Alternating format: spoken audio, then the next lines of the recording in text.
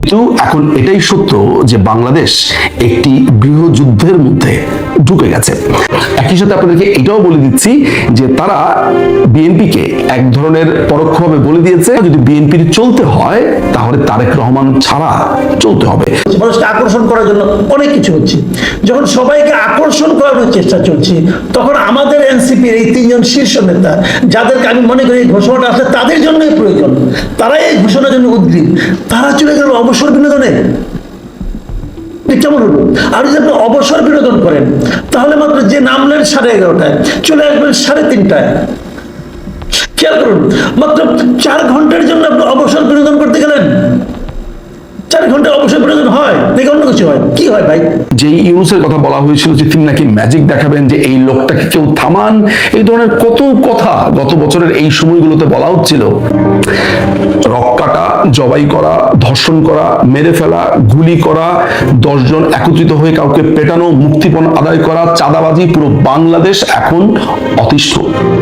কেন বলছি এই কথা? কারণ আমেরিকান প্রশাসন একদম ডিটারমাইন্ড হয়েছে যে জামাত এবং এনসিপির সমন্বয়ে সামনের ইলেকশনে তাদেরকে জোর করে জিতিয়ে একটি সরকার গঠন করবে। কেননা একটা পাপেট গভর্নমেন্ট এইখানে না থাকলে আমেরিকা ঠিক যেই কারণে রেজিম চেঞ্জ বাংলাদেশে করেছে সেটি সমাধান হবে না। অর্থাৎ মার্কিন প্রশাসনের যে চায়না নীতি এবং বার্মা নীতি রয়েছে সেটি তারা সম্পাদন না করে এই বাংলাদেশ থেকে যাবে না। এই যে এনসিপির আজকের যে পিটার হাসের সাথে সাক্ষাৎ, এটাতে আমি অবাক বা বিস্মিত না এই কারণে, কারণ এদের দেখা ঢাকাতেও হয়েছে, বিভিন্ন সিটিতে হয়েছে, বা বিভিন্ন ফোনে রীতিমতো কথা হচ্ছে। সুতরাং পিটার হাসের সাথে আজকে কক্সবাজারে দেখা করাটা আমার কাছে পার্টিকুলারলি কোনো গুরুত্বপূর্ণ খবর না। আমি আবারও আপনাদেরকে নিশ্চয়তা দিচ্ছি যে আমেরিকান প্রশাসন গত 2 সপ্তাহের ভেতরেও আমার কাছে যেই সংবাদ আছে বা যেই গোয়েন্দা তথ্য আছে, আমি নিশ্চিত যে আমেরিকার একাধিক এমবিসির কর্মকর্তা এই এনসিপিদের সাথে বসছে এবং তারা একটি খসড়া এঁকেছে যে কিভাবে এনসিপি এবং জামাতের সমন্বয়ে একটি সরকারকে বাংলাদেশের রাষ্ট্র ক্ষমতাতে আনা যায়। একই সাথে আপনাদেরকে এটাও বলে দিচ্ছি যে তারা বিএনপিকে এক ধরনের পরোক্ষভাবে বলে দিয়েছে, যদি বিএনপির চলতে হয় তাহলে তারেক রহমান ছাড়া চলতে হবে। ভেতরে ভেতরে অনেক ঘটনা ঘটছে। আজকের প্রোগ্রাম এগুলো নিয়ে না, আজকের প্রোগ্রাম হচ্ছে গত 1 বছরে বাংলাদেশে আসলে কেমন গেছে। আমি যদি একটি দেশকে 3টি মেজর ভাগে ভাগ করি তাহলে আমি বলবো প্রশাসন অর্থাৎ এক্সিকিউটিভ যেটাকে আমরা বলি বা নির্বাহী বিভাগ, একটি হচ্ছে বিচার বিভাগ এবং একটি হচ্ছে সংসদ। যেহেতু গত 1 বছর ধরে বাংলাদেশের সংসদ অকার্যকর, সুতরাং এই সংসদ নিয়ে কথা বলাটা সময় নষ্ট। বিচার বিভাগের কথা যদি ধরি তাহলে আমরা দেখব যে বাংলাদেশের নজিরবিহীনভাবে যে প্রধান বিচারপতি এখন নিয়োগপ্রাপ্ত হয়েছেন তাকে নিয়োগ দিয়েছে ঢাকা ইউনিভার্সিটির কয়েকটা শিবিরের ছেলেপেলে। আপনারা জানেন যে হাইকোর্টের সামনে গিয়ে তারা এই আলটিমেটাম দিয়েছিল যে তৎকালীন প্রধান বিচারপতি জনাব ওবায়দুল হাসান শাহীন যদি দুপুর 2টার ভেতরে সরে না যান তাহলে তারা মব অ্যাটাক করবে। স্বাভাবিকভাবে বিচারপতি ওবায়দুল হাসান শাহীন তার সম্মান রক্ষার্থে তিনি সেখান থেকে রেজিগনেশন দেন এবং তারা এর পরপরই ঘোষণা দেয় যে এখন যেই প্রধান বিচারপতি রয়েছে তাকে আমার প্রধান বিচারপতি বলতে আসলে ঘৃণা হয় এবং রুচিতে বাদে এই রেফাত আহমেদ। আপনারা না বলেছিলেন যে বাংলাদেশে আওয়ামী লীগ না থাকলে সব কিছু ঠিক থাকবে, এই দেশটা যেন সুখে সুন্দর এভাবেই চলবে। কিন্তু এই বিচারপতি নিয়োগ নিয়ে এই যে এত বড় ঘটনা ঘটে গেল সেটা নিয়ে আপনারা একটা কথাও বলেননি। পুরো প্রশাসনে অ্যাডহক বেসিসে চুক্তি ভিত্তিক শত শত নিয়োগ হয়েছে, আপনারা সেটা নিয়ে একটা কথাও বলেননি। আপনারা আঙুল তুলে এই প্রশ্ন করেননি যে এই যে এতগুলো চুক্তি ভিত্তিক নিয়োগ হচ্ছে সেটা ঠিক কোন ক্রাইটেরিয়ায়, এবং এই যে কোটানা মেধা এইটা করে পুরো একটা দেশকে সহিংসতার দিকে নিয়ে যাওয়া হয়েছে। এখন যে কোটাতে একের পর এক নিয়োগ প্রাপ্ত হচ্ছে, অর্থাৎ যারা এখন ক্ষমতাসীন তারা তাদের পছন্দের মানুষকে এই নিয়োগগুলো দিচ্ছে, সেগুলো নিয়ে আপনারা একটা কথাও বলছেন না। আমি এই বিচার বিভাগের কথা বলার পরপর এই প্রশাসনের কথাও যখন অল্প করে একটু টাচ করলাম, আমার কাছে মনে হয় আমার একটু বলা উচিত যে বাংলাদেশে যে গত 1 বছর ধরে যে আইন শৃঙ্খলার পরিস্থিতিগুলো চলে গেছে সেটার উপরে আপনারা কখনো কি দেখেছেন যে ছেলে ছাত্রলীগ করে বলে মাকে আসলে গুলি করে মেরে ফেলেছে বা পিটিয়ে মেরে ফেলেছে, কিংবা ছেলে ছাত্রলীগ করে বা মেয়ে ছাত্রলীগ করে বলে বাবাকে পিটিয়ে মেরে ফেলেছে? বাংলাদেশে এটা হয়েছে। যারা ছাত্রলীগ করতো বা বাংলাদেশ আওয়ামী লীগকে ভালোবাসে বা সমর্থন করে এমন ব্যক্তিরাও যখন পরীক্ষা দিতে গিয়েছে তাদেরকে পরীক্ষা দিতে দেওয়া হয়নি, তাদেরকে চাকরিচ্যুত করা হয়েছে। খুঁজে খুঁজে বের করেছে কারা আওয়ামী লীগকে ভোট দিয়েছে, কারা আওয়ামী লীগকে সমর্থন করেন। শুধুমাত্র সমর্থক এমন ব্যক্তিদেরকে সমস্ত প্রতিষ্ঠান থেকে তাদেরকে চাকরিচ্যুত করা হয়েছে। এই সরকারের সামনে ঐতিহাসিক 32 নম্বর বাড়িটিকে ভেঙে চুরমার করে দেওয়া হয়েছে, সেনাবাহিনীও সেটিকে বাঁচাতে আসেনি। সাম্প্রতিক সময় আপনারা দেখেছেন যে গোপালগঞ্জের সেনাবাহিনী গিয়ে কিভাবে গণহত্যা চালিয়েছে। কেন? কারণ এই এনসিপি পার্টি সেইখানে গিয়েছিল বঙ্গবন্ধুর সমাধিকে গুরু গুরু করতে। সাধারণ মানুষ প্রতিবাদ করবার পর হাজার হাজার মানুষকে সেখানে গ্রেফতার করা হয়েছে, খুন করা হয়েছে প্রায় 100-র মতো মানুষকে। এর আগে আমরা দেখেছি যে মুক্তিযোদ্ধা মন্ত্রী মোজাম্মেল সাহেবের বাড়িতে আক্রমণ করবার পর সেখানে যখন রেজিস্ট করেছে সাধারণ গ্রামবাসী, তাদেরকে কিভাবে গ্রেফতার করা হয়েছে এবং কিভাবে হাজার হাজার মানুষকে গ্রেফতার করেছে সেনাবাহিনী। রক্কাটা, জবাই করা, ধর্ষণ করা, মেরে ফেলা, গুলি করা, 10 জন একত্রিত হয়ে কাউকে পেটানো, মুক্তিপণ আদায় করা, চাঁদাবাজি, পুরো বাংলাদেশ এখন অতিষ্ঠ। সন্ত্রাসীরা বলছে যে বাংলাদেশ আওয়ামী লীগকে ইতিমধ্যে ব্যান করা হয়েছে, ছাত্রলীগকে টেররিস্ট অর্গানাইজেশন ঘোষণা দিয়েছে এই অবৈধ সরকার, এবং বলছে যারা আওয়ামী লীগকে সমর্থন করে তারা নাকি এই বাংলাদেশে থাকতে পারবে না। অর্থাৎ বাংলাদেশ আওয়ামী লীগ যদি ফেলে দিয়েও আমি ধরি যে 30% বা 35% ভোট আছে, নর্মালি 42 থেকে 45% ভোট, সেটা থেকে যদি আমি কমিয়ে 30%-এও আনি, তাহলেও প্রায় 4 থেকে 5 কোটি 6 কোটি মানুষজন। এই 6 কোটি মানুষজনদেরকে বলছে তারা যাতে বাংলাদেশ থেকে চলে যায়, কিন্তু যদি বাংলাদেশে থাকতে হয় তারা যাতে সেইখানে থার্ড ক্লাস সিটিজেনের মতো থাকে। এই ঘোষণাগুলো প্রকাশ্যে দেওয়া হচ্ছে। বাংলাদেশ কোথায় যাচ্ছে এবং গত 1 বছরে কোন জায়গাতে এসে পৌঁছেছে আমার মনে হয় না আর কিছু আপনাদেরকে বলার রয়েছে। একটা কথা আমি আপনাদেরকে পরিষ্কার করে বলে দিয়ে যাই, সেটা হচ্ছে যে আমেরিকান প্ল্যান হচ্ছে বাংলাদেশকে একটি ইসলামিক প্রজাতন্ত্র ঘোষণা দেওয়া, এবং সেই লক্ষ্যে তারা বিভিন্ন ইসলামিক দলের সাথে বা বিভিন্ন ইসলামপন্থী দলের সাথে যোগাযোগ করেছে এবং তারা ফাইনাল সিদ্ধান্ত নিয়েছে যে এই যে ন্যাশনাল সিটিজেন পার্টি আছে তারা এবং জামাতে ইসলাম এই দুটোকে একসাথে মার্জ করে একটি সরকারকে ক্ষমতাসীন করতে চায়।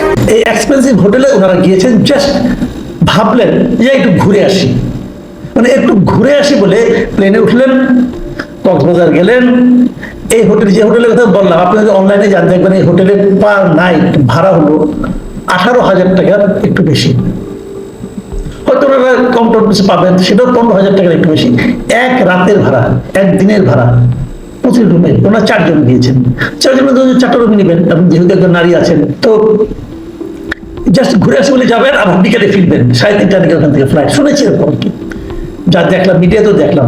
তো জাস্ট ঘুরে আসার পেছনে ওনারা এতটা ব্যয় করতে পারেন।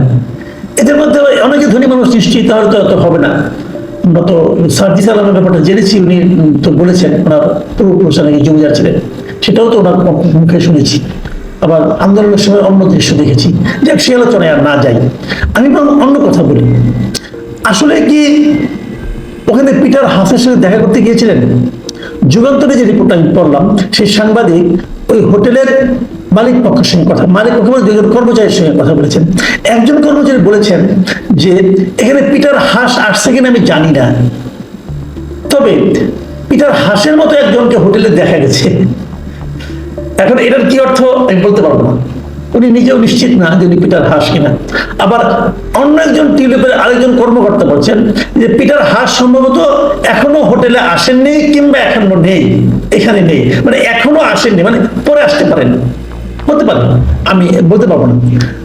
এখন প্রশ্ন হলো, এগুলো হোক, আমার কোনো ব্যাপার না, কে কার সঙ্গে মিটিং করবে না করবে, তার রাজনীতি, তার পলিটিক্যাল পার্টির ব্যাপার। কেন মিটিং করবে এই আলোচনা আপনি করতে পারেন। যে যদি ধরে নেই যে পিটার হাস, ধরে নেই মিটিং হবে, তাহলে প্রশ্ন তো উঠবেই, পিটার হাসের সঙ্গে ওদের কিসের মিটিং, কি করবেন মিটিং করে? পিটার হাস হয়তো অনেকে মনে করেন যে হাসিনার বিদায়ের পিছনে পিটার হাসের একটা ভূমিকা আছে, কারণ ওই সময় ওইখানে ওই সময় ছিলেন, মানে আপনার এখানকার অ্যাম্বাসেডার ছিলেন। তো এখন হাসিনার বিদায়ের জন্য যেন ভূমিকা থেকে থাকে, তো বিদায় করতে ইউনূসকে এনেছেন, এখন কি আমরা ইউনূসকে বিদায় করবেন, নাকি ইউনূসকে আরো বেশি দিন কিভাবে রাখা যায় সে আলোচনা করবেন? বিষয়গুলো কিন্তু ক্লিয়ার না। ইউনূসকে আরো বেশি দিন রাখতে হয়, তাহলে এই এনসিপি লিডারদের সঙ্গে আলাপ করার কি দরকার? এটা তো টেলিফোনেও করা যায়। তো এই বিষয়গুলো আসলে কিন্তু কনফিউজিং, কিন্তু এইগুলো কোনোটাই আমার জানার ব্যাপার না, কোনোটা নিয়েই আমার কোনো বক্তব্য নাই। আমার বক্তব্য হলো যে ওনাদের এই সময়ে সেখানে যাওয়া নিয়ে, ওনারা কেন গেলেন এই সময়ে? দেখুন, এই যে জুলাই অভ্যুত্থানের ঘোষণাপত্র, এই জুলাই বিপ্লবের, জুলাই আন্দোলনে যাই বলে না, এর ঘোষণাপত্র প্রকাশের জন্য সবচেয়ে উদ্গ্রীব যে ব্যক্তিগুলো, সেগুলো কিন্তু এই চারজন। গত ডিসেম্বরে এটা ঘোষণা করার কথা ছিল। হাসনাত আব্দুল্লাহ বলেছিলেন নাও অর নেভার। গত 31শে ডিসেম্বর উনি ওই দিনই এটা ঘোষণা করবেন। তারপরে ওরা হাতে পায়ে জেনে বলছে রাখো বাবা, থামো, পরে আমরা করছি। 15 দিনের কথা বলেছেন, 15 দিনের কথা বলে 8 মাসের মাথায় এসে সরকার সেটা ঘোষণা করছেন। এই ঘোষণার সময় তারা মানিক নিয়ে একটা অনুষ্ঠান করছেন, সেই অনুষ্ঠানে যাওয়ার জন্য সরকার সর্বাত্মক চেষ্টা করছে। বাংলাদেশ ব্যাংক থেকে বিভিন্ন ব্যাংকে চিঠি পাঠানো হয়েছে যে তোমরা এখানে যাও, বিভিন্ন প্রতিষ্ঠান, স্কুল কলেজের লোকজনকে বলা হচ্ছে যত বেশি সমাগম সম্ভব ওখানে করো। সমাগমের জন্য ওখানে সকাল থেকে গান বাজানো হচ্ছে, অনেক কিছু হচ্ছে, মানুষকে আকর্ষণ করার জন্য অনেক কিছু হচ্ছে। যখন সবাইকে আকর্ষণ করানোর চেষ্টা চলছে, তখন আমাদের এনসিপির এই 3 জন শীর্ষ নেতা, যাদেরকে আমি মনে করি এই ঘোষণাটা আসলে তাদের জন্যই প্রয়োজন, তারাই এই ঘোষণার জন্য উদ্গ্রীব, তারা চলে গেল অবসর বিনোদনে। কেমন হলো? আর যদি আপনি অবসর বিনোদন করেন, তাহলে মাত্র যে নামলেন 11:30টায়, চলে আসবেন 3:30টায়। খেয়াল করুন, মাত্র 4 ঘন্টার জন্য আপনি অবসর বিনোদন করতে গেলেন। 4 ঘন্টা অবসর বিনোদন হয় নাকি অন্য কিছু হয়? কি হয় ভাই? আপনি যদি বিনোদনই করতে যান, অবসর বিনোদন করতে ঘুরে আসতে যান, তাহলে তো আপনি কক্সবাজারে এত টাকা দিয়ে থাকবেন, এত দামি হোটেলে থাকবেন, একটা দিনে কিন্তু থাকবেন, এই হোটেলে সুইমিং পুল আছে, এখানে ঝাপাঝাপি করবেন, অনেক কিছু করবেন। কিন্তু আপনি গেলেন আর এলেন, এটা হলো যাই ঘুরে আসার মতো হলো? এটা কি বাংলাদেশের মানুষ বিশ্বাস করবে ভাই? ঘটনা অন্য জায়গায়। সেটা কি, সেটা আমরা জেনে যাবো, কোনো সমস্যা নাই। মানুষ বলে দেয়, সব জানাজানি হয়ে যায়, অথবা পরবর্তী সময় আপনাদের কর্মকাণ্ড দেখে মানুষ সন্দেহ করবে, সেটাও হতে পারে। কিন্তু সবচেয়ে বড় কথা, এটা আপনাদের জন্য মানানসই হয়নি কাজটা। এই সময় আপনার এই যাওয়াটা আমাদের দলের নেতা কর্মীদের মধ্যে একটা, আমি মনে করি একটা নেগেটিভ বার্তা ছড়িয়ে দেবে। এটা আপনাদের জন্য, আপনাদের ইতিবাচক ভাবমূর্তি উজ্জ্বল করবে না, এবং একটা নেতিবাচক ভাবমূর্তি তৈরি হবে। এটা বাংলাদেশ, মাথায় রাখবেন। বাংলাদেশের মানুষ অনেক ধর্মপ্রাণ, তারা ধর্মকে ভালোবাসে, ধর্ম বিরোধ করতে পারে। আপনারা যদি যাবেন, যদি অবসর বিনোদনী হয়, আমি যতটুকু জানি এই দায়িত্ব নেওয়ার পর, মানে নেতা হওয়ার পরে, সার্জিস সাহেব বিয়ে করেছেন এবং হাফতার সাহেব বিয়ে করেছেন, তাদের বিয়ের বয়স 1 বছর এখন হয় নাই, এখন 1 বছর হয়নি। তাহলে আপনার ওয়াইফদের নিয়ে যেতেন, যদি আপনার অবসর বিনোদনী করতে হয়, যদি আপনার ঘুরে আসার জন্য হয়। তার মানে এটা ব্যক্তিগত সফর নয়, এটা একটা সাংগঠনিক সফর, এটা একটা মানে রাজনৈতিক সফর। তাহলে কার সঙ্গে গেছে রাজনীতি করতে 4 ঘন্টার জন্য? ভাই, এই সমস্ত মানুষের মনে অনুচ্চারিত প্রশ্ন, এই প্রশ্নগুলো উঠবে, এই প্রশ্নগুলো উঠবে, এর জবাব আপনাদেরকে দিতে হবে কিন্তু। এবং ওই যে নাসিরউদ্দিন পাটোয়ারি যেটা বললেন, যে মনে হলো যাই ঘুরে আসি, এই বক্তব্যে মানুষ বিশ্বাস করবে না। আর মানুষ কি বিশ্বাস করবে, সেটাও আপনাদেরকে খুঁজে বের করতে হবে। প্রিয় দর্শক, আজকের দিনে আমরা অবশ্যই আমাদের আলাপের বিষয় হতে পারত যে ঘোষণাপত্র পাঠের বিষয়টা কি, কি ঘোষণাপত্র পাঠ করলেন। আজকে আলোচনার বিষয় হবে রাত 8:20-এ প্রধান উপদেষ্টা কি ভাষণ দেবেন, সেগুলো কি বলবেন, সেগুলো নিয়ে আমি আজকে রাতেই করবো, আজকে রাতে কন্টেন্ট করবো।